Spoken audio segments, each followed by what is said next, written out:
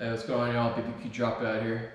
So if you're wondering why you pull a brisket off at 200 degrees Fahrenheit and internal temperature, that's just because when it reaches that temperature range, all the connective tissue, the collagen, the fat inside of your brisket has actually a chance to begin rendering down, and that is going to be the sole thing in terms of what actually makes your brisket tender, joyous, and juicy.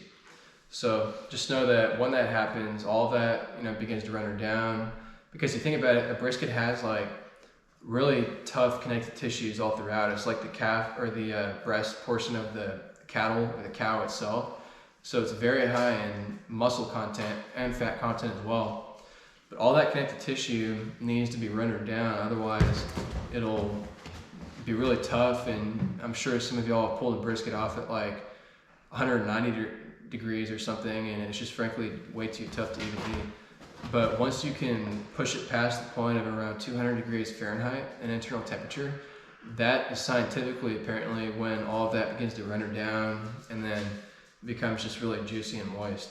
A second thing you want to do as well at that temperature range to actually ensure that that process has occurred is to start employing the probe test, and that's essentially just taking a toothpick or your actual thermometer probe itself, taking it out of the meat, and then in the thickest part or really whatever part of the brisket you want, start lightly probing it around, and if there's no resistance whatsoever, then that is indicative of a done brisket that you can pull off the smoker.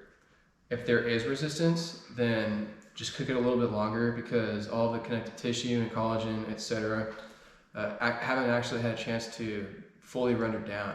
And that's a BBQ Dropout pro tip for y'all.